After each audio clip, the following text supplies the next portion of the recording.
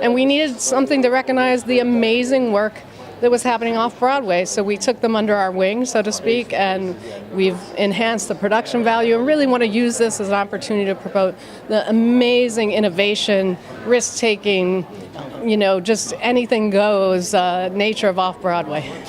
Now, what off-Broadway show this year has inspired you the most? Well, that's a question. I love all my children, so I'm going to be difficult on that one and say there's so many that inspired me. And when you see the off-Broadway shows that are transferring to Broadway, like Hadestown, like Oklahoma, you get very excited and like what the Constitution means to me. So I think it's really exciting to see, shows start off Broadway, go to Broadway, and then tour the world, tour the country and the world.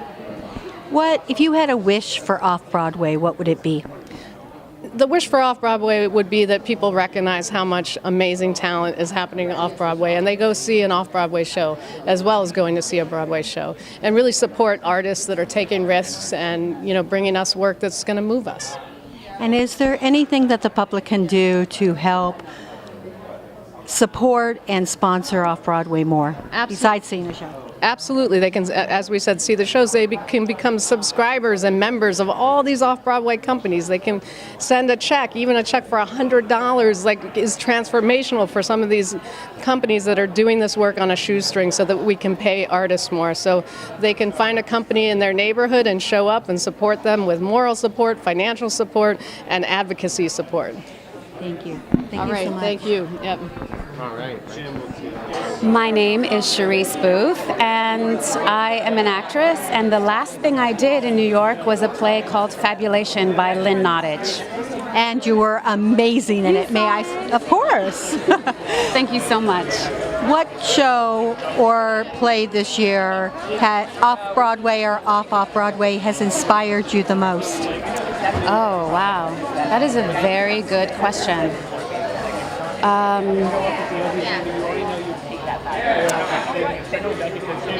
This may sound a little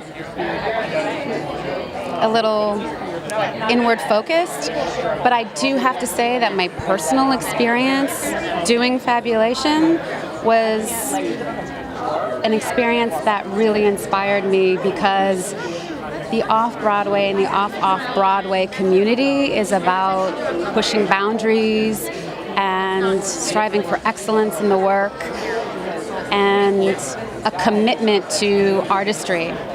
And what I was able to do within the play was really challenge myself to go to places that I've never been able to go to before, and I feel like the work of off-Broadway and off-Broadway gives those opportunities to artists to just really push their own boundaries of artistry. And so in that way, as an artist kind of inspiration, that was probably the one that inspired me the most. But there are a lot of beautiful plays that were done. I remember seeing Our Lady of 121st Street, Dominique Morisseau's Paradise Blue. That really inspired me. White Noise? I did see White Noise. Let me tell you, I'm so glad you brought up White Noise, because at the Public, another show is also being done, was being done, called Ain't No Mo. Oh, I saw it. And I will say that particular show is probably the answer to your question. It's honestly, it inspired me. It was so many different things about the Black experience and very inclusive of the different members of the Black community. And it pushed boundaries, and it did it with such humor. And then also the heart was there, and it really moved me. I saw it twice, and I wanted it again. I wanted to pick up that bag and nurture it. Oh my gosh. And it broke your heart. There are parts of that play that really break your heart, and that bag was one of them. I'm Beowulf Boritt. I'm a set designer.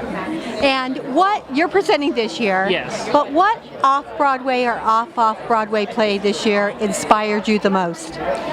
Oh man, you know what? The African Schoolgirls play was the thing I saw this year that I just loved. I thought that's theater. It's a story that it wasn't actually a huge story. It was a small story, but and it was about teenage girls dealing with each other, which is not something I experienced personally, but I feel like, I was just saying this to Kenny Leon recently, theater at its best opens a window for you and you see into someone else's life and you get to feel their emotions, and that play did that for me. I was hurting for all of those girls and happy for all of those girls, and that's exciting when that happens, when you sort of, you see into someone else's mind through a play. And what's up next for you?